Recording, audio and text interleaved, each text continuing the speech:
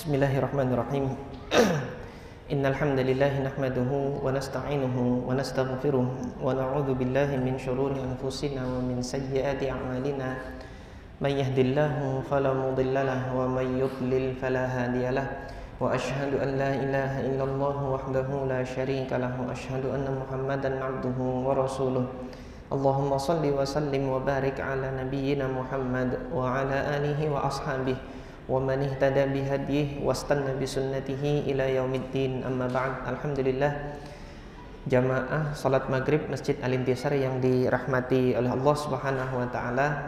Insyaallah malam hari ini kita akan membaca hadis yang terakhir dari bab sutratil musalli, yaitu bab tentang sutrah atau penghalang yang dijadikan di depan orang yang salat. Hadis yang terakhir ini berbicara tentang apakah sholat seseorang ini batal atau tidak dengan adanya sesuatu yang lewat di depannya. Nah, kemarin kita telah membahas hadis Abu Juhaim Ibnul Harith. Ini hadis yang pertama yang menyatakan larangan keharaman seseorang yang lewat di depan orang yang sholat. Artinya dari sisi mereka yang melewati orang yang sedang sholat, ini perbuatan ini adalah haram. Kemudian pertanyaan selanjutnya, bagi yang sholat sendiri ini nanti apa yang terjadi pada sholatnya ketika dia sholat dilewati oleh sesuatu di hadapannya? Apakah sholatnya rusak, batal, ataukah tidak? Nah, di sini dijawab dalam hadis Abu Sa'id Al-Khudri radhiyallahu taala anhu. Al-Hafidz Ibnu Hajar rahimahullah mengatakan, wa an Abi Sa'idin Al-Khudri radhiyallahu anhu, diriwayatkan dari Abu Sa'id Al-Khudri radhiyallahu taala anhu. Beliau mengatakan, qala Rasulullah sallallahu alaihi wasallam, la yaqta'us salata syai'un. Tidak ada sesuatu apapun yang memotong salat. Qata'a yaqta' itu makna dasarnya, makna asalnya adalah memotong.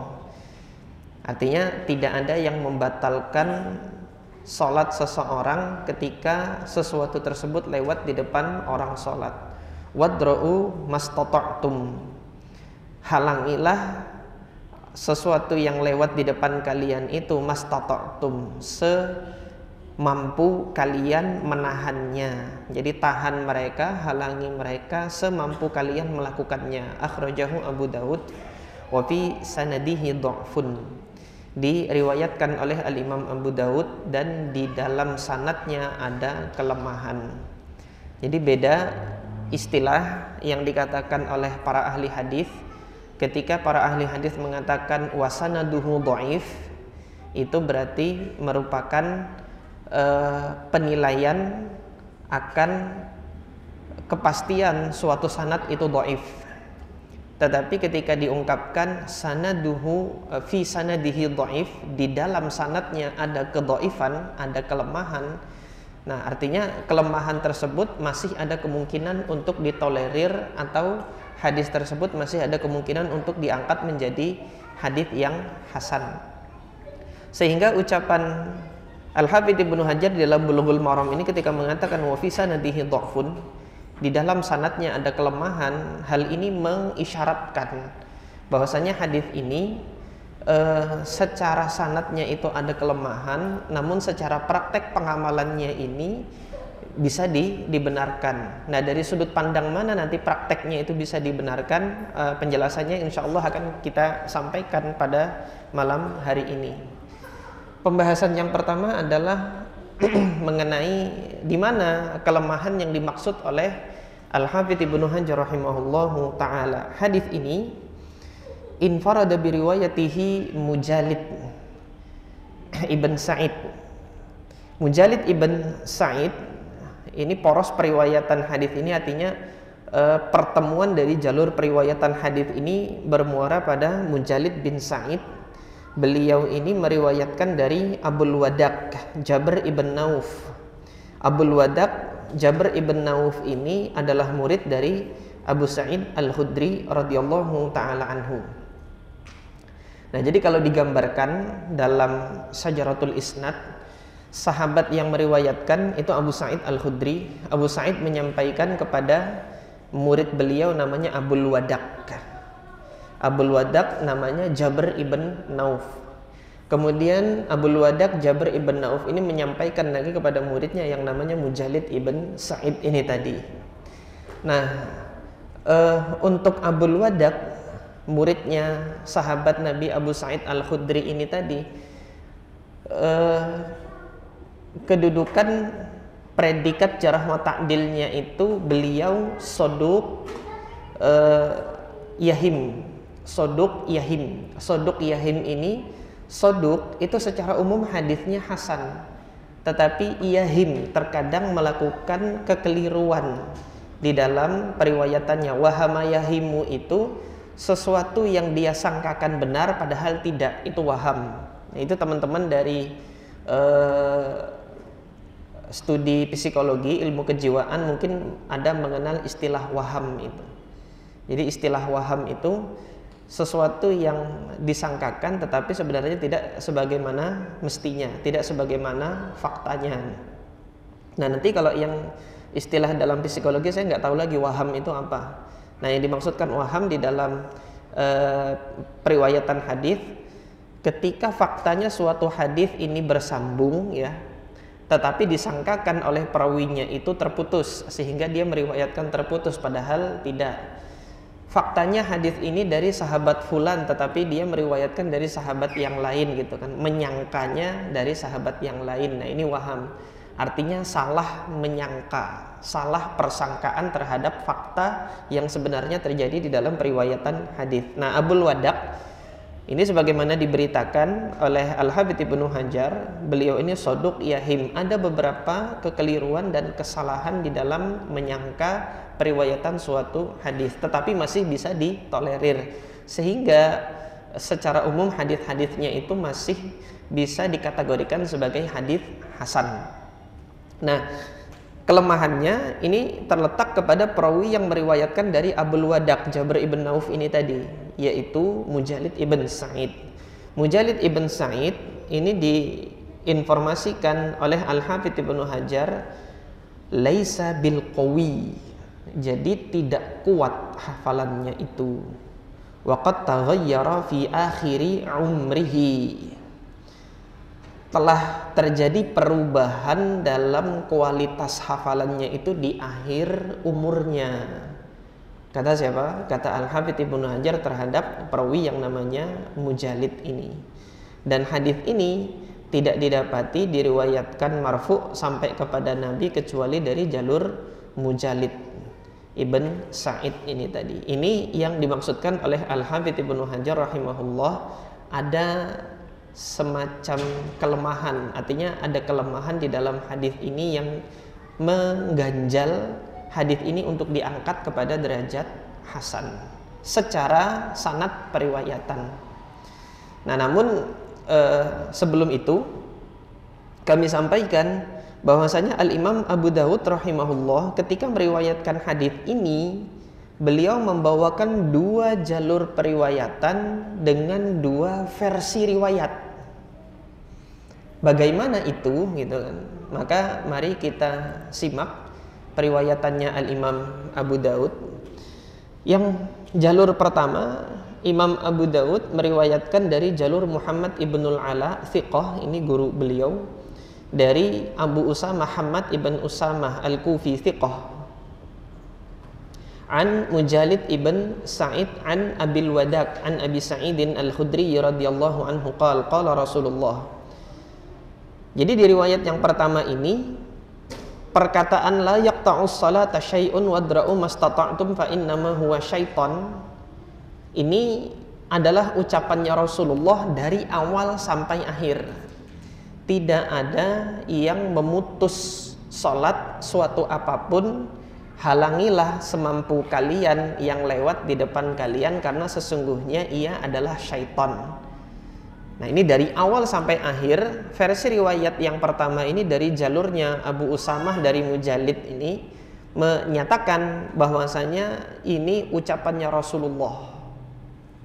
Kemudian versi kedua dibawakan oleh Al-Imam Abu Dawud dari gurunya Musaddad ibn Musarhad ibn Musarbal an Abdul Wahid ibn Ziyad Abdul Wahid ibn Ziyad al-Basri thiqah, meriwayatkan dari Mujalid, dari Abul Wadak, dari Abu Sa'id al-Khudri. Abul Wadak ini menceritakan qal marra syabun min Quraisyin baina yaday Abi Sa'idin al-Khudri. Abul Wadak ini menceritakan bahwasanya apa? Ada seorang pemuda dari kalangan Quraisy lewat di hadapan Abu Sa'id al-Khudri wa huwa yusalli, dan Abu Sa'id al-Khudri itu sedang sholat. Jadi sahabat Nabi Abu Sa'id ini sholat, diceritakan oleh Abul Wadak tadi. Sholat, lewat seorang pemuda di depannya. Fadafa'ahu, dihalangilah oleh Abu Sa'id. Summa ada, tapi orang ini tadi lewat lagi, dihalangi lagi. Fadafa'ahu thalatha marrat, 3 kali dihalangi oleh Abu Sa'id al-Khudri. Orang ini masih saja sampai 3 kali, baru kemudian tidak diceritakan dalam riwayat ini apakah memaksa lewat atau kemudian dia mencari jalan yang lain. Falamman sarafa, ketika Abu Sa'id al-Khudri sudah selesai sholat, beliau mengatakan innas salata la yaqta'uha syai'un. Sholat itu tidak ada yang memutusnya suatu apapun. Artinya ucapan sholat tidak diputus oleh suatu apapun. Ini ucapannya Abu Sa'id, bukan ucapannya Rasulullah gitu loh. Walakin qala Rasulullah, nah baru Abu Sa'id mengatakan hanya saja di sini Rasulullah sallallahu alaihi wasallam bersabda, akan tetapi Rasulullah sallallahu alaihi wasallam bersabda, idra'u mastata'tum fa innahu syaitan. Halangilah semampu kalian karena yang lewat di depan kalian itu adalah syaitan. Maka di versi yang kedua ini, yang dari jalurnya Abdul Wahid ibn Ziyad dari Mujalid bin Sa'id, menyatakan bahwasanya ungkapan tidak ada suatu apapun yang memutus sholat, ini ucapannya Abu Sa'id. Kemudian yang ucapannya Rasulullah adalah idra'u mastata'tum, halangilah semampu kalian, ini ucapan Rasulullah. Di versi yang pertama dari jalurnya Abu Usamah Muhammad bin Usamah dari Mujalid ibn Sa'id menyatakan dari ungkapan tidak ada sesuatu yang memutus sholat, halangilah semampu kalian, ini dianggap ucapan Rasulullah seutuhnya dari awal sampai akhir. Nah sampai sini ketika ada 2 versi riwayat ini sama-sama dari Mujalid, yang menunjukkan bahwasanya Mujalid ini sebagaimana dikabarkan oleh Al-Hafidz Ibnu Hajar, laisa bil qawi wa qad taghayyara fi akhirih. Jadi tidak kuat hafalannya karena di satu waktu menyatakan ucapan ini seutuhnya adalah ucapan Rasulullah, tetapi nanti di majelis yang lain mengatakan yang bagian awalnya ini ucapan Abu Sa'id, akhirnya baru ucapan Rasulullah Shallallahu Alaihi Wasallam.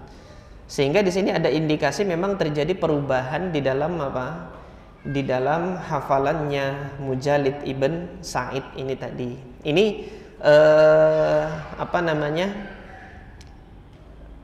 fakta yang kita dapati dari riwayatnya Mujalid bin Sa'id yang mengindikasikan adanya perubahan hafalannya. Nah, kalau memang terjadi perubahan hafalan yang demikian, mana kiranya di antara 2 riwayat ini yang bisa kita ambil?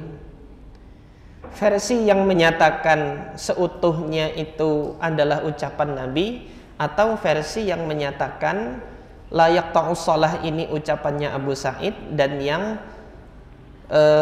idra'u mastata'tum itu ucapannya Rasulullah. Saya lebih cenderung kepada jalur periwayatan yang kedua dari Abdul Wahid ibn Ziyad yang menyatakan bahwasanya la yaqta'u sholata syai'un itu miliknya Abu Sa'id. Jadi Abu Sa'id sholat, kemudian ada yang lewat di depannya dihalangi, setelah selesai baru dia mengatakan sholat itu tidak diputus oleh suatu apapun yang lewat di depannya. Tapi Rasulullah mengatakan idra'u mastata'tum, halangilah semampu kalian. Perintah untuk menghalangi semampu kalian baru ini miliknya siapa? Miliknya Rasulullah Sallallahu Alaihi Wasallam.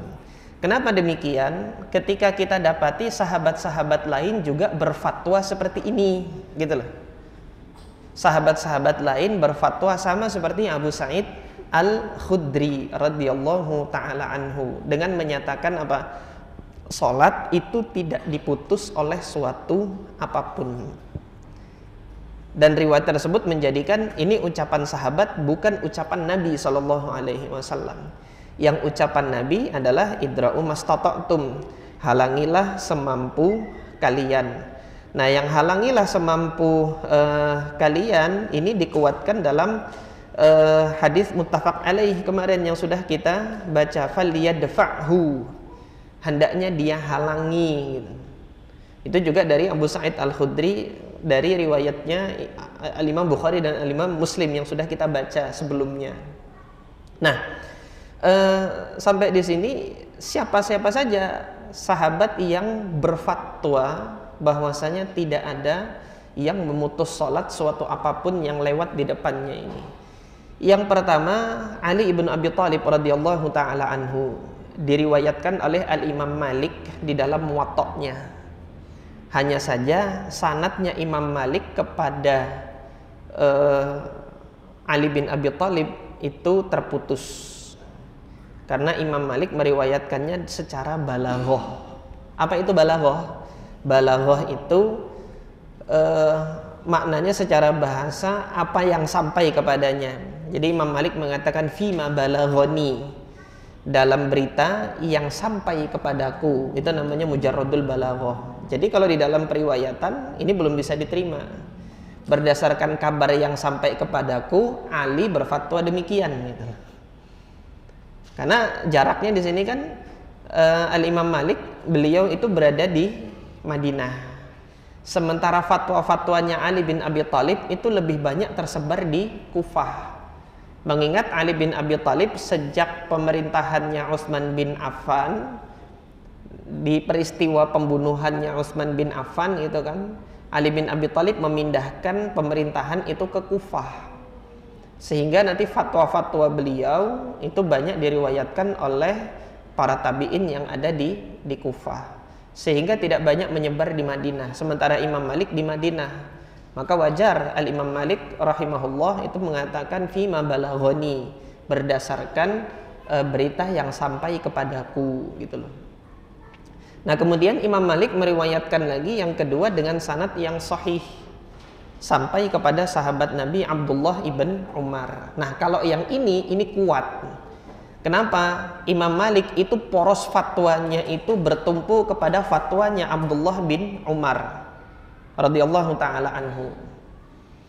Nanti antum akan lihat, silahkan, ini faidah yang disampaikan guru kami Syekh Abdurrahman Asy-Syamrani rahimahullah, bahwasanya poros fatwanya madhab Malik ini lebih banyak didominasi oleh fatwa-fatwanya Abdullah bin Umar di Madinah. Ya. Nah, dalam hal ini Imam Malik itu meriwayatkan dari gurunya Al-Imam Az-Zuhri. Al-Imam Az-Zuhri meriwayatkan dari Al-Imam Salim ibn Abdullah ibn Umar, putranya Abdullah bin Umar. Salim bin Abdullah bin Umar tentunya dari ayahnya Abdullah bin Umar, sehingga ini sanad yang kuat gitu kan, bahwasanya Abdullah bin Umar mengatakan la yaqta'us salata syai'un. Abdullah bin Umar menfatwakan, berfatwa, tidak ada suatu apapun yang memotong sholat atau memutus sholat. Tidak ada sesuatu apapun yang memutus sholat. Ini ucapannya Abdullah bin Umar. Dengan demikian kita dapati ada penguat gitu kan bagi ucapannya Abu Sa'id Al-Khudri ini yang menyatakan tidak ada sesuatu yang memutus sholat, sehingga tidak hanya satu sahabat saja yang berfatwa bahwasanya sesuatu yang lewat di depan orang sholat itu tidak membahayakan, tidak membatalkan sholat dan tidak memutus sholat. Ada fatwa dari Abu Sa'id Al-Khudri, ada fatwa dari Abdullah ibn Umar yang menunjukkan bahwasanya hadzal amr qad istaqarra ba'da wafatin Nabi, yaitu perkara ini itu sudah diamalkan oleh para sahabat, yang mana para sahabat itu berpendapat ketika ada sesuatu yang lewat di depan orang yang sholat itu tidak menjadikan sholat seseorang itu batal. Oleh karena itu ini yang dipegang oleh jumhur ulama, sebagaimana sudah kami sampaikan kemarin, dipegang oleh mazhab Hanafiyah, Malikiyah, dan kemudian Syafi'iyah. Al-Imam Ahmad ibn Hanbal secara khusus mengatakan yang membatalkan kalau lewat anjing hitam. Itu yang kita sampaikan kemarin. Nah, namun mazhabnya para sahabat, jumhur sahabat di sini sebagaimana kita nukilkan ini, apapun yang lewat di depan orang yang sholat tidak membatalkan sholat tersebut. Nah, berkenaan dengan perkara ini gitu kan, ada faidah yang disampaikan Al-Imam Abu Dawud rahimahullah sebagai kaidah. Sebagai kaidah nanti untuk menetapkan suatu khobar atau suatu hadis ini valid atau tidak dari Nabi SAW, atau kalau hadisnya tidak valid dari Nabi, ajarannya itu valid atau tidak gitu loh. Nah, apa bedanya hadis dengan ajaran gitu? Kalau hadis, dia hadis, ucapannya, beritanya, sementara ajaran itu sunnahnya atau inti dari berita tersebut. Nah, sekarang di sini kan inti dari berita atau ajarannya adalah batal atau tidak sholat seseorang yang dilewati sesuatu di depannya gitu. Secara ucapan Nabi tidak mengucapkan, tetapi secara praktek pengamalan diamalkan oleh para sahabat. Para sahabat tidak menganggap sesuatu yang lewat di depannya itu membatalkan sholatnya.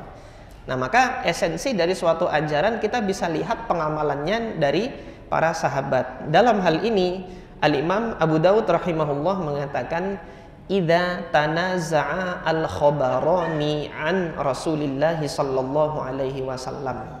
Kalau ada dua khabar, ada dua berita, sekiranya itu berbeda versinya, berbeda versi periwayatannya dari Nabi sallallahu alaihi wasallam, nuzira ila ma amila bihi ashabuhu min ba'dih. Maka hendaknya dilihat mana yang diamalkan oleh para sahabatnya setelahnya. Nah, yang diamalkan oleh para sahabat setelahnya itulah yang ditetapkan sebagai sunnah yang diamalkan.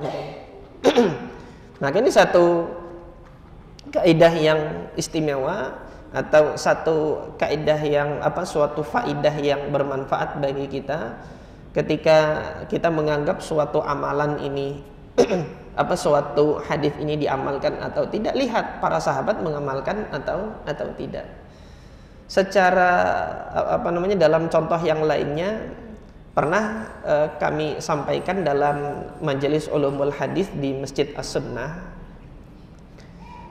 tentang khabar Mu'adz ibn Jabal, hadis Mu'adz bin Jabal radhiyallahu taala anhu, di mana Nabi sallallahu alaihi wasallam menanyakan kepada Mu'adz bin Jabal, kaifa taqdi, bagaimana kamu menetapkan suatu hukum? Qala aqdi bi kitabillah. Mu'adz bin Jabal mengatakan, aku menetapkan hukum didasarkan pada kitabullah. Fa in lam tajid, kalau kamu tidak mendapatinya dalam kitabullah, apa yang kamu lakukan? Aqdi bi sunnati Rasulillah. Aku akan menetapkan hukum itu dengan sunnah. Qala fa in lam tajid, kalau kamu enggak dapati di dalam kitabullah dan di dalam sunnah, apa yang kamu lakukan? Qala ajtahidu ra'yi, baru aku berijtihad dengan pemahamanku. Maka dalam hadis tersebut Nabi mengatakan, alhamdulillahilladzi waffaqa Rasulillah sallallahu alaihi wasallam. Segala puji bagi Allah yang telah memberikan taufik kepada utusannya Rasulullah sallallahu alaihi wasallam, yaitu siapa? Mu'adz bin Jabal. Hadis ini secara sanadnya itu lemah, artinya munqati, karena di dalamnya ada perawi majhul. Perawi majhulnya itu siapa? Murid-muridnya Mu'adz bin Jabal di Syam. Jadi tidak didapati sanad yang menyebutkan siapa muridnya Mu'adz bin Jabal di Syam ini yang meriwayatkan hadis ini, personnya itu siapa, kemudian dia thiqah atau tidakkah, itu tidak didapati gitu loh. Sehingga secara sanad dia lemah. Tetapi secara prakteknya seluruh kaum muslimin dalam menetapkan suatu hukum mesti hierarkinya itu melihat Alkitab dulu, yaitu Al-Quran ada atau tidak. Setelah nanti Al-Quran selesai, dilakukan pencarian, baru sunnah Nabi, hadis-hadis Nabi SAW. Setelah ini selesai, baru kemudian fatwa-fatwa para ulama. Nah, nanti kalau antum lihat aja hierarki penulisan fatwa, baik nanti dari MUI atau putusan fatwa tarjih di Muhammadiyah, atau nanti fatwanya Lajnah Bahsul Masail NU, itu hierarkinya seperti itu. Dimulai dari Quran dulu, baru kemudian sunnah Nabi, ada hadis Nabi atau tidak, baru kemudian kaidah fikih dan kaidah usul fikih. Demikian semuanya. Jadi secara metodologi ini menjadi satu kesepakatan, baik lembaga yang satu dengan lembaga yang lain. Itu antum dapati lembaga-lembaga fatwa seperti itu untuk menetapkan suatu fatwa. Nah, sehingga secara maknanya ajaran ini dibenarkan, yaitu apa? Mendasarkan fatwa itu kepada Al-Quran, kemudian sunnah, dan kemudian ijtihad dari para ulama. Meskipun sanad yang menyampaikan itu sampai kepada kita dengan sanad yang dhaif atau sanad yang lemah. Nah, ini sebagai faidah berkenaan dengan suatu hadis. Ada kalanya diriwayatkan dengan sanad yang lemah, tetapi secara substansi maknanya sudah diamalkan oleh para salaf. Nah, makanya oleh sebab itu Imam At-Tirmidzi di dalam sunannya seringkali menghasankan suatu hadis yang sanadnya itu dhaif. Ya, sanad periwayatannya dhaif, tapi kenapa kok dihasankan oleh Imam Tirmidzi? Mereka yang tidak mengetahui mekanisme ini biasanya terburu-buru mengambil kesimpulan mengatakan Imam Tirmidzi itu mutasahil, terlalu longgar syaratnya. Padahal tidak demikian. Beliau senantiasa melihat waqad amila bihi gitu, atau wa alaihi al-amal inda ahlil ilmi. Selalu Imam Tirmidzi itu mengatakan wa alaihi al-amal, ini yang diamalkan oleh para ahli ilmu. Jadi di antara dasar Imam Tirmidzi itu menghasankan suatu hadis tidak serta-merta sanad periwayatannya saja yang dijadikan pertimbangan, tetapi dilihat suatu hadis ini diamalkan atau tidak. Kalau didapati ada sahabat yang mengamalkan atau kemudian tabi'in yang mengamalkan dari kurun salaf yang tiga ini, maka Al-Imam At-Tirmidzi itu terkadang menyatakan hadis tersebut hasan meskipun sanadnya itu dhaif. Jadi demikian, mudah-mudahan bisa diambil manfaatnya dari pelajaran kita pada malam hari ini. Ini adalah hadis terakhir dari Abu Sa'id Al-Khudri radhiyallahu taala anhu. Selanjutnya adalah bab al-hathi 'alal khusyu'i fis shalah. Bab tentang anjuran untuk khusyuk di dalam salat. Khusyuk ini secara bahasanya adalah tunduk. Jadi seorang yang salat menghadap Allah Azza wa Jal itu dituntut untuk tunduk kepada Allah Subhanahu wa Ta'ala. Oleh karena itu hadis pertama yang dibawakan oleh Al-Hafidz Ibnu Hajar tentang larangan meletakkan tangan di atas khosr. Khosr itu apa? Pinggang. Jadi orang kita tuh bekacak pinggang. Jadi sholat bekacak pinggang itu haram. Nah, hadisnya apa? Yaitu diriwayatkan oleh Abu Hurairah radhiyallahu taala anhu. Qala an Abi Hurairah radhiyallahu taala anhu qala naha Rasulullah sallallahu alaihi wasallam an yusalliya ar-rajul muhtasiran. Rasulullah sallallahu alaihi wasallam melarang seseorang untuk sholat dalam keadaan muhtasiran. Muhtasiran itu diambil dari kata-kata khosr. Khasr ini secara bahasa wasatus syai'i, sesuatu di tengah-tengah. Jadi bagian tengah sesuatu. Nah, badannya manusia ini dari kepala sampai kaki, tengah-tengahnya adalah pinggang. Gitu kan. Maka yang dimaksudkan mukhtasiran itu sholat dengan meletakkan tangan ini di atas pinggang. An yaj'al yadahu ala khasiratihi, meletakkan tangan itu di atas pinggangnya. Wa fil Bukhari an Aisyah. Jadi makna mukhtasiran ini dikutip oleh Al-Hafidz Ibnu Hajar, an yaj'ala yadahu ala khasiratihi, meletakkan tangannya itu di atas khasirah, di atas pinggang. Wa fil Bukhari, nah di dalam Sahih Al-Bukhari dari sahabat yang berbeda, yaitu dari Aisyah radhiyallahu taala anha, disebutkan illah. Illah itu sebab pelarangannya. Kenapa kok Nabi melarang yang demikian? Qala anna dzalika fi'lul yahud fi salatihim. Yang demikian ini adalah perlakuannya siapa? Orang-orang Yahudi di dalam salat mereka. Jadi ketika orang Yahudi salat, mereka itu meletakkan apa? Meletakkan tangannya itu di atas, meletakkan tangannya di atas pinggang. Nah, meletakkan tangan itu di atas pinggang ini adalah sikap atau hay'ah, namanya hay'atu al-mutakabbir. Hay'atul mutakabbir ini sikap orang yang sombong. Sikap orang yang sombong. Nah, sementara tadi judul dari bab ini adalah perintah tuntutan untuk khusyuk. Yang khusyuk secara bahasa itu tunduk kepada Allah Azza wa Jalla. Maka posisinya seseorang yang tunduk kepada Allah di dalam salatnya hendaknya merendahkan diri di hadapan Allah, bukan kemudian bersikap untuk congkak dan menyerupai orang-orang yang mutakabbir, orang-orang yang sombong di dalam salatnya. Ini tidak diperkenankan dilakukan di dalam salat.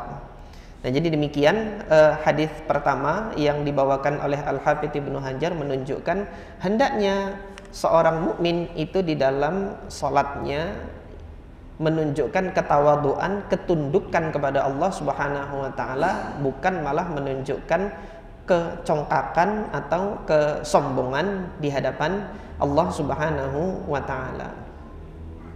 Nah, ini makna dari khusyuk fi shalah, yaitu tunduk, tawadhu, menundukkan diri di hadapan Allah Azza wa Jalla. Kemudian hadis yang kedua di dalam bab ini yang menunjukkan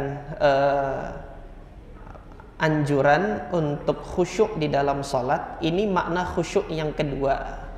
Makna khusyuk yang pertama tadi apa? Tunduk, tawadhu, merendahkan diri di hadapan Allah, tidak menyombongkan diri meskipun hanya dengan sikap.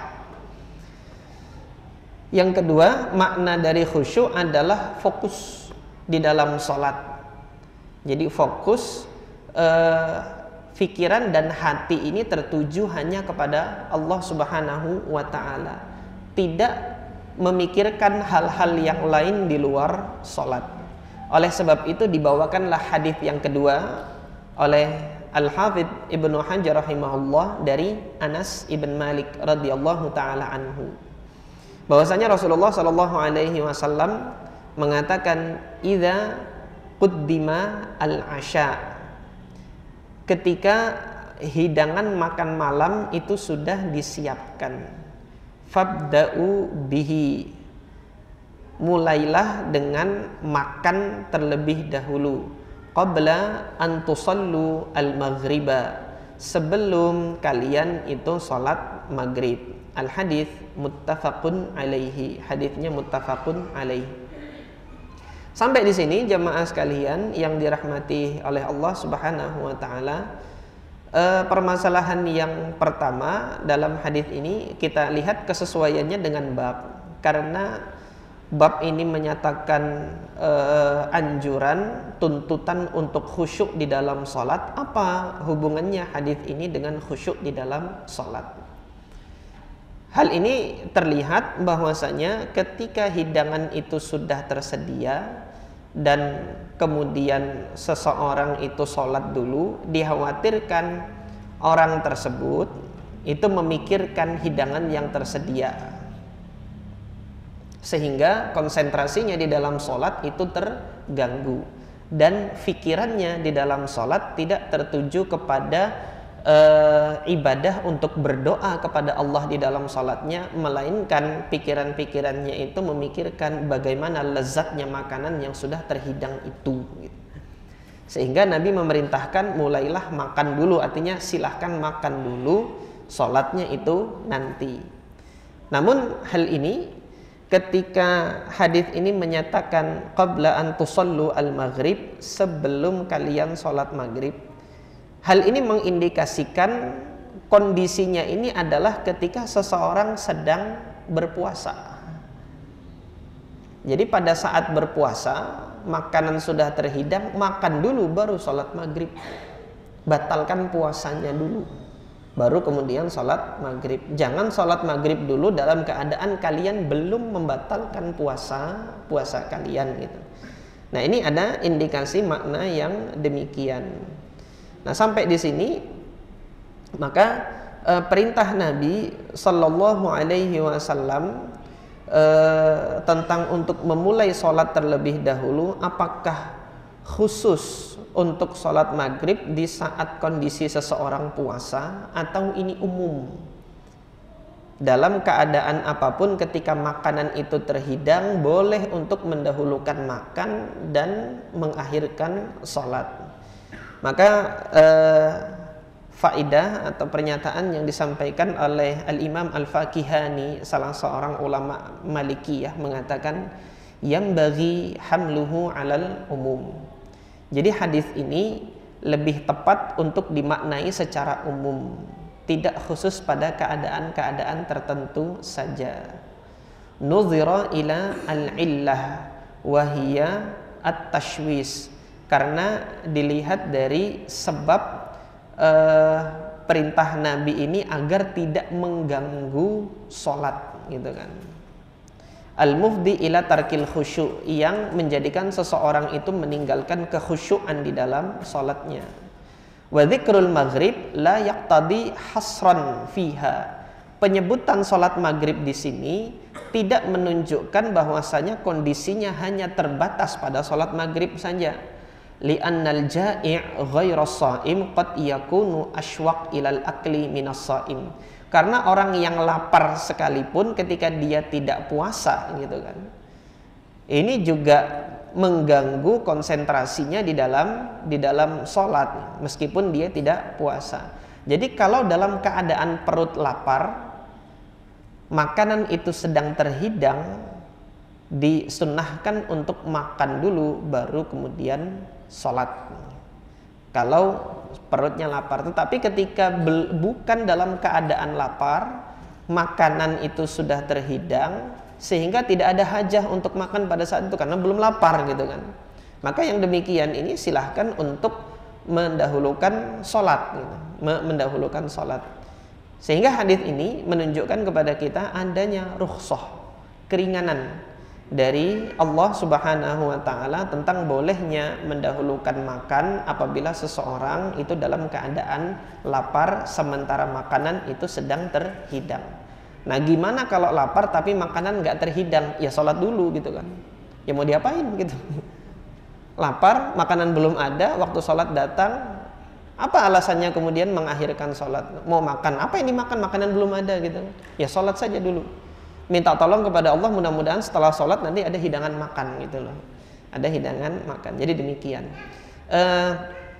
Ada waktu sedikit sebelum azan Isya, jamaah yang dirahmati oleh Allah Subhanahu wa taala melihat pemberitaan di media, ada sesuatu yang terjadi di Timur Tengah, di negeri saudara-saudara kita di Suriah, di mana Allah Subhanahu wa taala mentakdirkan rezim pemerintahan Bashar Assad akhirnya tumbang.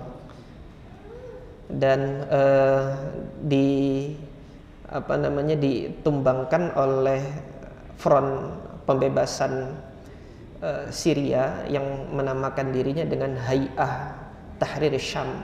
Hay'ah Pembebasan Syam yang dulunya namanya Jabhah Nusrah, tapi kemudian berevolusi, berubah nama dengan strategi-strategi yang berbeda, yang saya belum memahami strategi-strategi apa yang terjadi. Yang saya ketahui bahwasanya di negeri Syria, di negeri Syam, saudara-saudara kita ini telah hampir 1 dekade melewati fitnah, kekejaman, dan kemudian penyiksaan yang berkepanjangan di negeri tersebut.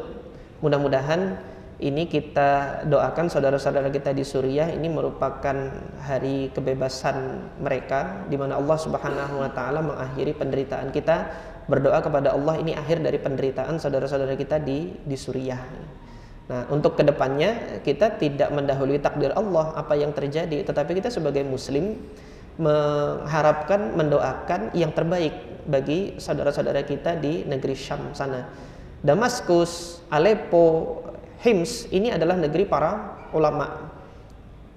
Artinya hadis-hadis Nabi dahulu banyak tersebar di wilayah Syam dan banyak melahirkan ulama-ulama yang ternama. Di antaranya Al-Imam An-Nawawi itu dari Damaskus, Ad-Dimashqi.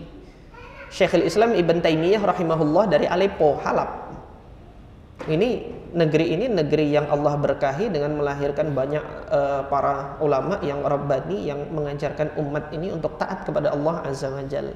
Nah, dalam 10 dekade terakhir Allah Subhanahu wa taala uji saudara-saudara kita di Palestina dengan perang saudara yang mudah-mudahan ketika terjadi kemarin ini akan menjadi akhir bagi derita mereka yang berkepanjangan ini. Nah, hanya saja di sini saya lebih berharap lagi kemudian terbebasnya Damaskus, Syria ini dari derita fitnah yang berkepanjangan ini, mudah-mudahan juga kabar baik bagi Gaza, Palestina. Kalau kita lihat sejarahnya dulu, sahabat Nabi Amirul Mukminin Umar bin Al-Khattab radhiyallahu taala anhu ketika hendak membebaskan Al-Quds, itu yang dibebaskan terlebih dahulu Damaskus. Jadi beliau jalan itu dari Damaskus. Ketika Damaskus ini sudah dibebaskan, baru Umar bin Khattab itu bisa masuk ke Al-Quds di Palestina dan kemudian membebaskan Al-Quds. Setelah Al-Quds dibebaskan, Umar bin Khattab terus berjalan ke selatan membebaskan Mesir. Jadi urutannya di masanya Umar bin Khattab seperti itu. Nah, kemudian di masanya Al-Imam Sultan Salahuddin Al-Ayyubi rahimahullahu taala, pembebasannya kebalikan dari apa yang dilakukan oleh Umar bin Khattab. Beliau mulai di Mesir dulu. Al-Imam Sultan Salahuddin Al-Ayyubi mulai dari Mesir. Digulingkan kekuasaan Daulah Fatimiyah di Mesir. Kemudian beliau membangun pendidikan yang kuat, pendidikan agama yang kuat di Mesir itu dengan membuat wakaf madrasah Salahiyah namanya.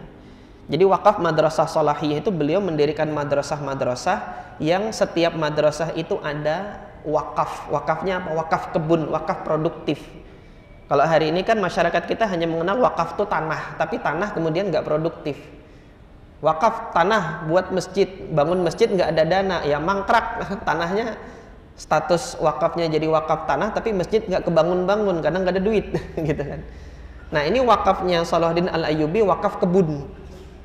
Jadi kebun kurma diwakafkan, hasil penjualan kurma ini untuk membiayai guru-guru masyayikh yang mengajar di madrasah tersebut. Ini konsep wakaf Islam dahulu seperti itu, sehingga guru-guru yang mengajar Islam di madrasah tersebut itu nggak mikirin untuk cari nafkah buat keluarganya lagi, sudah dipenuhi nafkahnya itu oleh pemerintah. Dananya dari mana? Dari wakaf tersebut, gitu kan, dari penjualan kebun wakaf. Nah, ini andai kata masing-masing masjid itu punya wakaf produktif seperti ini, insya Allah operasional masjid itu bisa tertutupi dan